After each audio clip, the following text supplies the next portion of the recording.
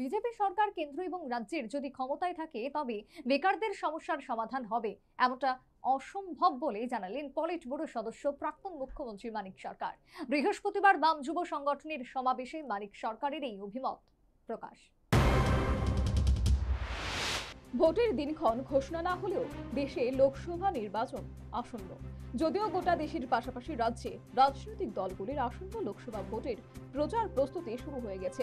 এর মধ্যে বৃহস্পতিবার দেশের সংবিধান রক্ষা, ধর্মনিরপেক্ষতা বজায় রাখা, শিক্ষার অধিকার, কর্মসংস্থানের দাবি সহ নেশার বিরুদ্ধে সামাজিক আন্দোলন গড়ে তুলতে বাম যুব সংগঠন ডিওয়াইএফআই এবং টিওয়াইএফ রাজধানী আগরতলায় বিক্ষোভ মিছিল ও সমাবেশ সংঘটিত করল। যুব সংগঠনের বিভিন্ন বিভাগীয় কমিটির নেতাকর্মী সদস্যরা মিছিল করে সেই ওরিয়েন্ট চৌমুহনীতে সমাবেশে যোগদান করেন।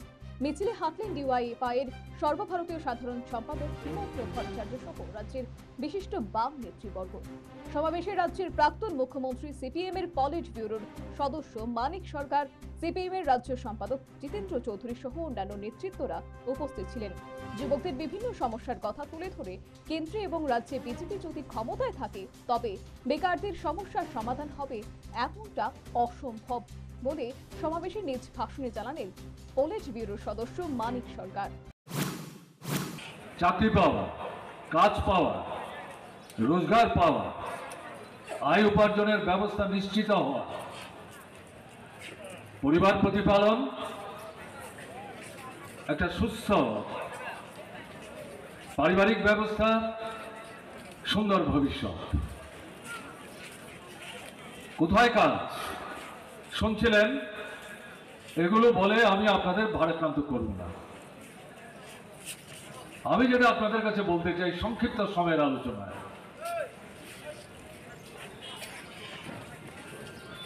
বিজেপি সরকার দিল্লির ক্ষমতায় আছে 10 বছর, ত্রিপুরার ক্ষমতায় আছে 72 মাস, 6 বছর। অভিজ্ঞতা কি বলে? বিজেপি সরকার কেন্দ্রে রাজ্যে থাকবে,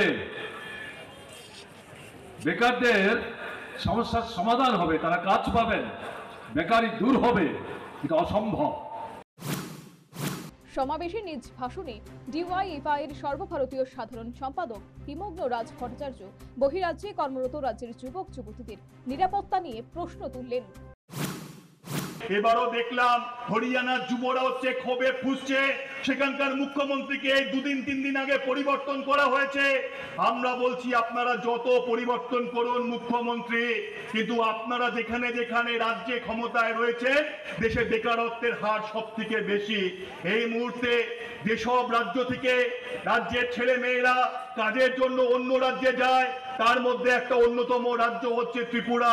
আমি একজন ডিওয়াইএফআই সাধারণ কর্মী হিসেবে দেশ জুড়ে কাজ করবার যে সুযোগ পাই তাতে দেখেছি, বাইরে রাজ্যে যখন গিয়েছি কথা বলেছি, আগে এখানে ত্রিপুরার কোনো ছেলে মেয়েকে আমরা খুব বেশি খুঁজে পেতাম না, কিন্তু এখন ত্রিপুরার ছেলে মেয়েদেরকেও বাইরের রাজ্যে হচ্ছে কাজ করতে খুঁজে পাওয়া যায়। তারা যাচ্ছে কাজ করতে, কোনো সামাজিক নিরাপত্তা নেই, রাজ্য সরকারের বিজেপির কাছে কোনো হচ্ছে হিসেব নেই কতজন বাইরে কাজ করতে যাচ্ছে।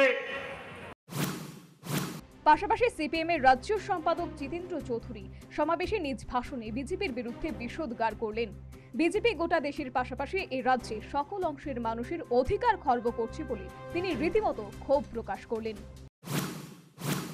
আমাদের দেশের সবকটা রাজ্যে এ রাজ্যেও শুধু যৌবনের না, সমস্ত অংশের মানুষের অধিকারকে তারা খর্ব করছে।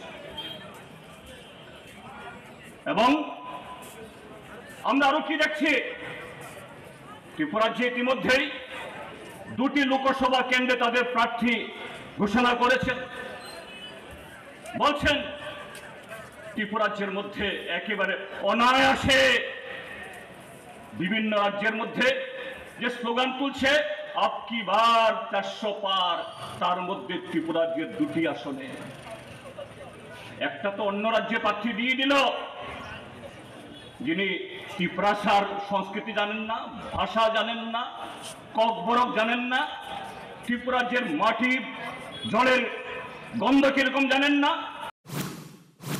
কার্যত 2024 লোকসভা ভোটের আগে রাজধানী আগরতলায় এই মিছিল ও সমাবেশ বামেদের শক্তি প্রদর্শন এবং ভোটের প্রচার প্রস্তুতি। সমাবেশে উপস্থিত নেতৃত্ব নিজেদের ভাষণে রাজ্যের দুটি লোকসভা আসনে বিজেপি প্রার্থীদের পরাজিত করার আহ্বান জানালেন। তবে বাম যুব সংগঠনের এই দিনের মিছিলে ও সমাবেশে নেতা কর্মীদের উৎসাহ ও সাড়া লক্ষণীয়। Bureau report, news vanguard.